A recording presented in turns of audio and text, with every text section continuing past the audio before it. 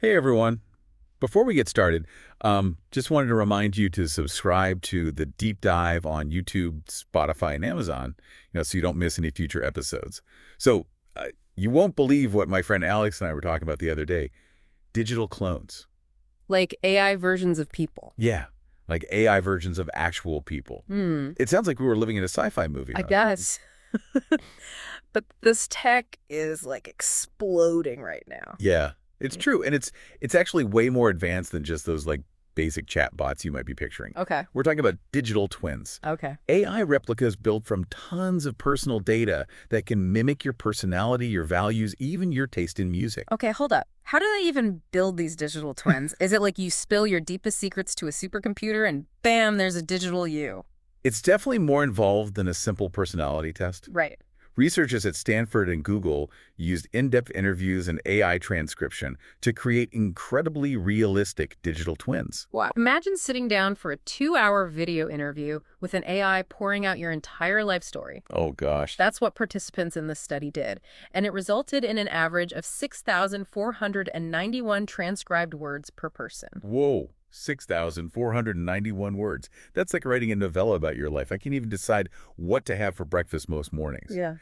But what's really mind-blowing is that the study reported an 85% accuracy rate in replicating how people would respond in different situations. Yes, 85%. It's both impressive and a little unnerving. Right? Yeah. The AI is analyzing your past to predict your future behavior. Okay, so we've established that it's possible to build these incredibly accurate digital twins. Right. But why? What's the point of creating a digital version of yourself? The potential applications are pretty wild. Okay. Think about it. Researchers could run behavioral studies without needing real participants. Oh. We could simulate complex social scenarios to see how things might play out. Uh-huh. And even, well, this is where it gets a little spooky. Oh, I'm ready for the spooky part. Hit me with it. Imagine being able to interact with loved ones even after they've passed away. Whoa. Companies like Hereafter AI and Attorney.me are exploring this concept of digital immortality. Okay. They're building platforms where you can upload your memories, your values, your personality quirks, and create a digital version of yourself that lives on after you're gone. So you could essentially have a conversation with a digital ghost of your grandma. I mean, I'm all for staying connected with loved ones, but that feels like crossing a line. Yeah. What do you think? Are there any ethical concerns here? There are definitely ethical concerns, and they go far beyond just the idea of digital immortality. Okay. What about privacy violations? Think about the amount of data needed to create a truly accurate digital twin. Your browsing history, your social media activity, your location data, your medical records. It's everything that makes you you. Okay, yeah, that's a lot of information. And what if someone creates a digital twin of you without your consent? What could they do with that? That's the scary part. Imagine a digital you being used to spread disinformation, to manipulate people, to ruin your reputation. Right. And with deepfakes becoming more sophisticated, it's becoming harder to tell what's real and what's fake. Wait, back up a sec. What exactly are deepfakes? I've heard the term, but I'm not totally clear on what they are. A deepfake is basically a video or audio recording that has been manipulated using AI to make it look like someone is doing or saying something they never actually did. It's like Photoshop for videos, but way more advanced and convincing. So you're saying someone could create a deepfake video of me, say, robbing a bank, and it would look totally real? Exactly. Yeah. And people might believe it, especially if it's spread through social media or other channels. That's the danger of deepfakes. And it's one of the reasons why digital twins are so concerning. Yeah. They could be used to create incredibly convincing deepfakes that are almost impossible to debunk. Okay, so we've got these digital twins that can potentially violate our privacy, be used to spread lies, and even mess with the whole concept of death. I'm starting to think this whole digital clone thing is more trouble than it's worth. What are your thoughts? I think it's important to remember that technology itself isn't inherently good or bad. It's how we choose to use it that matters. Right. Digital twins have the potential to be incredibly beneficial, but we need to be aware of the risks and take steps to mitigate them. So what are those steps? How do we ensure this technology is used for good and not for evil? There are several things we can do, both on an individual level and as a society. Okay. First, we need to be more aware of the information we share online and who has access to it. Think twice before posting that selfie with your passport, Regard your data like it's the crown jewels. Got it. What else?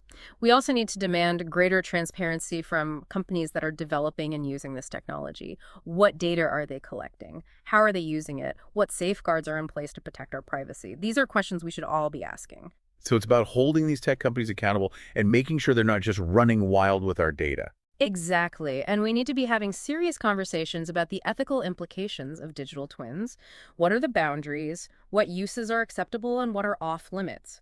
We need to establish clear guidelines and regulations before this technology gets too far ahead of us. It sounds like we need a whole new set of rules for the digital age. Yeah. But how do we even begin to tackle such a complex issue?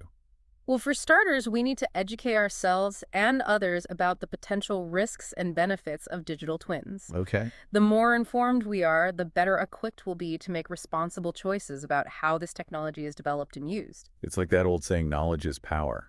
But knowledge alone isn't enough, right? We need to actually do something with it. Absolutely. We need to demand better data privacy laws. We need to support organizations that are fighting for digital rights. Yeah. And we need to hold our elected officials accountable for making sure this technology serves humanity, not the other way around. Okay, I'm starting to see the bigger picture here. This isn't just about digital clones. It's about the future of our digital lives. It's about who controls our data, who shapes the online world, and ultimately who gets to define what it means to be human in an age of increasingly powerful technology. You got it. And that brings us to another crucial aspect of digital twins, the potential impact on our sense of self and identity. Oh, this is where it gets philosophical. Huh. I'm intrigued. Tell me more. Well, think about it. If there's a digital version of you out there living in the digital world, making choices, interacting with others, does that change how you view yourself? Does it blur the lines between the physical and the digital? It's like a mirror image, but one that can evolve independently of you. What happens if your digital twin starts doing things that you wouldn't do?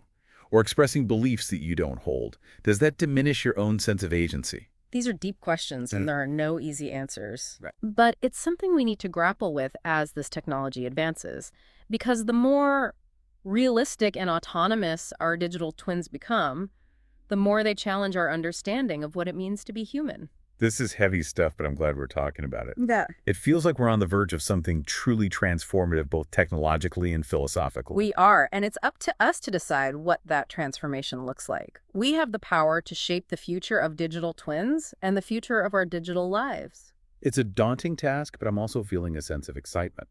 It's like we're standing at the edge of a new frontier, and it's up to us to explore it responsibly and ethically. Exactly. And speaking of exploring new frontiers, let's dive into one of the most ethically complex applications of digital twin technology: digital immortality. Ooh, this is the stuff of science fiction, but it's becoming increasingly real. Let's unpack it. Digital immortality, the idea of living on in digital form long after our physical bodies have ceased to exist. It's both fascinating and a little unsettling, isn't it? It definitely pushes the boundaries of what we consider possible. Earlier, you mentioned companies like Hereafter AI and Eternity.me that are creating digital versions of people even after they've passed away. Can you tell us more about how that actually works? Sure. These companies are developing platforms that allow you to, in essence, build your own digital legacy. You can upload photos, videos, audio recordings, written memories, anything that captures the essence of who you are.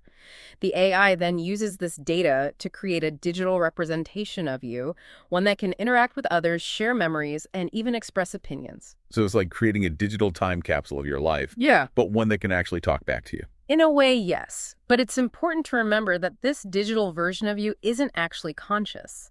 It's an AI, sophisticated algorithm that's been trained on your personal data. It can mimic your speech patterns, recall your memories, and even express your beliefs, but it's not actually you. Okay, that makes sense. So it's not really immortality in the true sense of the word. It's more like a digital echo of who you were. Exactly. It's a way of preserving your memories and your personality, but it's not a replacement for the real you. I can see how this would be comforting for some people, especially those who are grieving the loss of a loved one. But it also raises a lot of ethical questions, doesn't it? It absolutely does. For Okay. example, what about the issue of consent? Right. Did the deceased person actually want a digital version of themselves to exist after they're gone? Did they give permission for their data to be used in this way? Right. Because it's not like they can suddenly materialize in the digital realm and say, hey, this isn't what I signed up for. Exactly. And even if they did give consent while they were alive, does that consent extend indefinitely? What if their views or beliefs change over time, even after death? These are uncharted waters ethically and legally. And then there's the impact on the grieving process itself. Could interacting with a digital version of a deceased loved one actually hinder someone's ability to move on? That's a valid concern. Some psychologists worry that it could create a false sense of presence, preventing people from fully accepting the loss and finding closure. It's like holding onto a ghost instead of letting go and embracing the natural cycle of life and death. On the other hand, some argue that it could be a helpful tool for processing grief.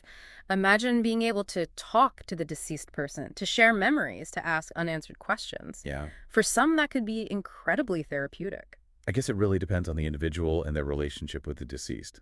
There's no one-size-fits-all answer here. Absolutely. And it's also important to consider the potential for misuse. Could these digital twins be exploited for financial gain, for example, or used to manipulate people emotionally? Oh, that's a scary thought. Imagine someone using a digital twin to try and access a deceased person's bank accounts or to influence their will. It's a real possibility. And then there's the question of who owns the rights to a digital twin. Is it the family of the deceased, the company that created it? These are legal and ethical questions that we're only beginning to grapple with. It's like opening Pandora's box. We're unleashing a whole new set of challenges and dilemmas that we're not fully prepared for. That's true. But it's also an opportunity to have some really important conversations about the nature of life, death, and what it means to be human in an increasingly digital age. Okay, so we've talked about the ethical considerations and the potential for misuse. But what about the technical side of things? How are these digital twins actually created? What kind of AI and machine learning is involved? It's a fascinating process. The AI needs to be able to analyze vast amounts of data and extract the patterns and nuances that make up an individual's personality. Right. It's not just about replicating their words, but their tone of voice, their sense of humor, their way of thinking. So it's not just about mimicking their speech, it's about capturing their essence, their soul almost. In a way, yes. And the technology is constantly evolving. We're seeing advancements in natural language processing, machine learning, and even sentiment analysis that are allowing these digital twins to become more and more realistic. So it's only going to get more sophisticated and more convincing as time goes on. Exactly. And that raises even more questions about the implications of this technology. What happens when we can no longer distinguish between a real person and their digital twin? What happens when our digital selves become more real to us than our physical selves? Those are some mind-bending questions. I'm not sure I'm ready for that kind of future. I don't think any of us are truly prepared for what's coming.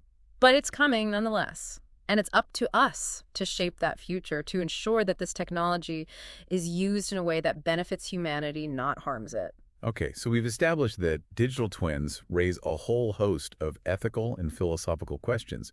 But what about the practical implications? What are some of the real-world applications of this technology beyond just the idea of digital immortality? The possibilities are vast. Let's start with healthcare. Okay. Imagine using a digital twin to simulate how a patient might respond to different treatments. Doctors could test out different medications and therapies without putting the actual patient at risk. Wow, that could revolutionize medicine. No more trial and error with medications. You could essentially find the perfect treatment plan for each individual. Exactly. And it goes beyond just treatment. We could use digital twins to study the progression of diseases, to develop personalized preventative care plans, and even to train future doctors and nurses. So we could have virtual patients that help us learn and understand human health in a whole new way. Precisely. And it's not just healthcare. Digital twins are being used in fields like urban planning, transportation, and even manufacturing. Give some examples. How are they being used in those industries? In urban planning, for example, we can use digital twins to simulate traffic patterns, test out different infrastructure projects, and optimize the use of resources like energy and water. So we could create a virtual city and experiment with different solutions to real-world problems. Exactly. And in transportation, we can use digital twins to improve logistics, optimize routes, and even prevent accidents. It's like having a crystal ball that allows us to see into the future and make better decisions. And in manufacturing, we can use digital twins to create virtual models of factories and production lines, allowing us to identify bottlenecks, improve efficiency, and even test out new designs. So we're talking about a whole new level of optimization and innovation across a wide range of industries. Absolutely. And it's only the beginning. As the technology continues to evolve, the applications are only going to become more diverse and more impactful. It's both exciting and a little daunting to think about the possibilities. But one thing's for sure, digital twins are going to change the world as we know it. There's no doubt about that. And it's up to us to ensure that this changes for the better. Okay, so we've covered a lot of ground here. We've talked about the ethical implications, the technical challenges, and the potential applications of digital twins. But let's get back to the here and now. What can our listeners do to protect themselves in this increasingly digital world? That's a great question. There are a few things everyone can do to mitigate the risks and ensure they're not taken advantage of. Okay, let's dive into those practical tips. What's the first line of defense? The first and most important step is to be aware of the information you're sharing online. Think twice before posting personal details on social media or signing up for services that require access to your data. Right, because once it's out there in the digital ether, it's hard to get it back. Exactly. And be wary of phishing scams and other attempts to trick you into giving up your personal information. Don't click on suspicious links or open attachments from unknown senders.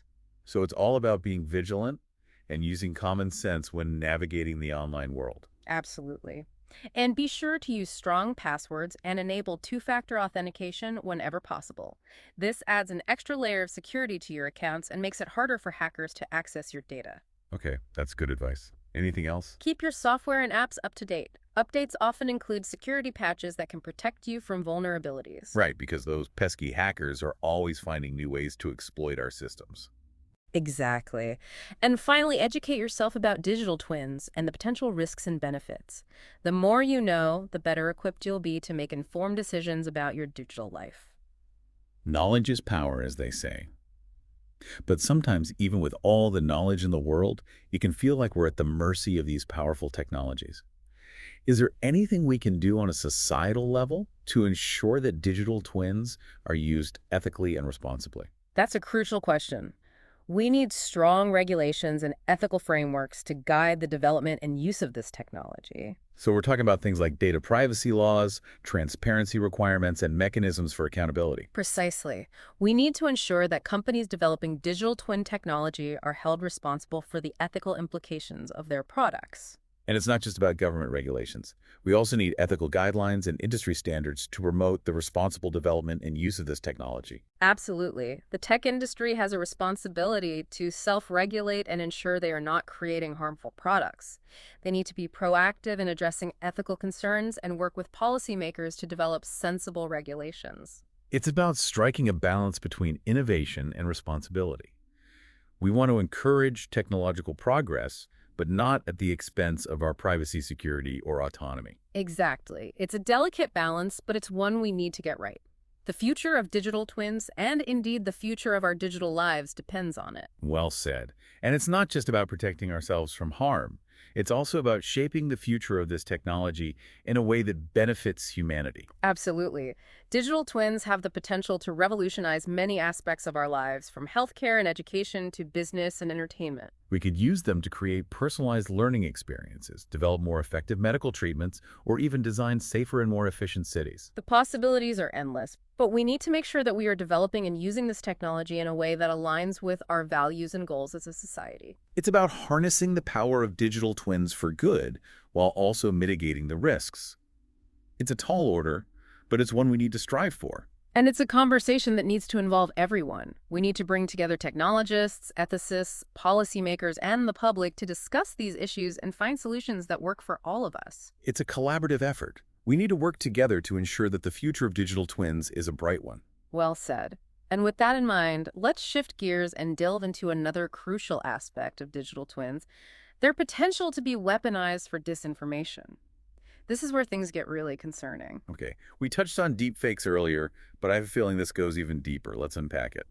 We've been talking about the potential for digital twins to be weaponized for disinformation, and it's a valid concern, one that we need to take seriously.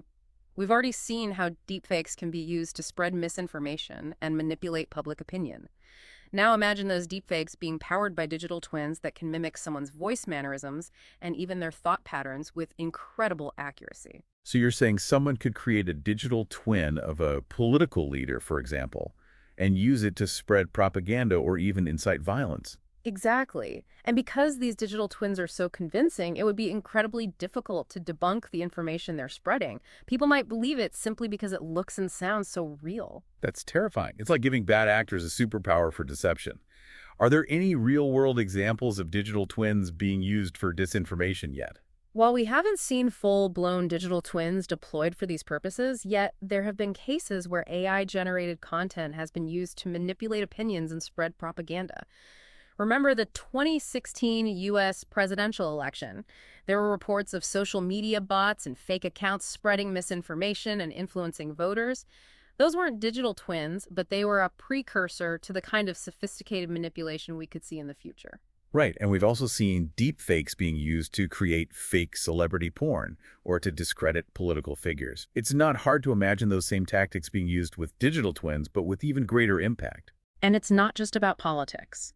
Imagine a digital twin of a financial expert spreading false information about the stock market, or a fake doctor giving out dangerous medical advice. The potential for harm is enormous. Okay, so this is clearly a huge problem, but what can we do about it? Is there any way to protect ourselves from this kind of manipulation? There are a few things we can do, both on an individual level and as a society. On an individual level, it all comes down to media literacy. We need to be more critical of the information we consume online and be aware of the potential for manipulation. Don't just believe everything you see or read. Check sources, look for evidence, and be skeptical of anything that seems too good to be true. So it's about being a savvy consumer of information. Don't just blindly trust what you see online. Do your own research and think critically. Exactly. And it's also important to be aware of your own biases. We all have them, and they can make us more susceptible to disinformation. Be mindful of how your own beliefs and emotions might be influencing your judgment. If something confirms your existing beliefs, take a step back and ask yourself if it's really true or if you just want it to be true. That's great advice for navigating the online world in general. But what about societal solutions? What can we do as a whole to combat this problem? We need strong regulations and ethical frameworks for the development and use of digital twin technology. This includes things like data privacy laws, transparency requirements, and mechanisms for accountability. We need to make sure that this technology is used responsibly and that there are consequences for those who misuse it. And we also need to invest in research and development of technologies that can help detect and mitigate disinformation. It's like an arms race, isn't it? As the technology for creating disinformation gets better, so too must our tools for fighting it. Precisely. And it's not just about technology. We also need to educate the public about the dangers of disinformation and how to protect themselves. This includes teaching critical thinking skills, media literacy, and responsible online behavior. It's a multifaceted problem that requires a multifaceted solution. This has been an incredibly eye-opening conversation. Digital twin technology is clearly a double-edged sword. It has the potential to revolutionize our world for the better, but it also poses significant risks that we need to address head-on. I agree. It's a powerful tool that demands careful consideration and responsible stewardship. We need to be proactive in shaping the future of this technology, ensuring that it's used ethically and for the benefit of all humankind. Well said. And on that note, I think it's time to wrap up this deep dive. We've covered a lot of ground today, from the technical intricacies of digital twins to the profound ethical and societal implications. It's a lot to process, but hopefully you're walking away with a better understanding of this rapidly evolving field. And hopefully you're also feeling empowered to engage in the conversation and help shape the future of digital twins. This is not just a technological issue, it's a human issue. It's about our values, our identities, and our future as a species. We've only scratched the surface of this complex and fascinating topic, but we hope this deep dive has sparked your curiosity and give you plenty to think about. So thanks for tuning in, everyone, and be sure to like this deep dive if you enjoyed it. See you next time.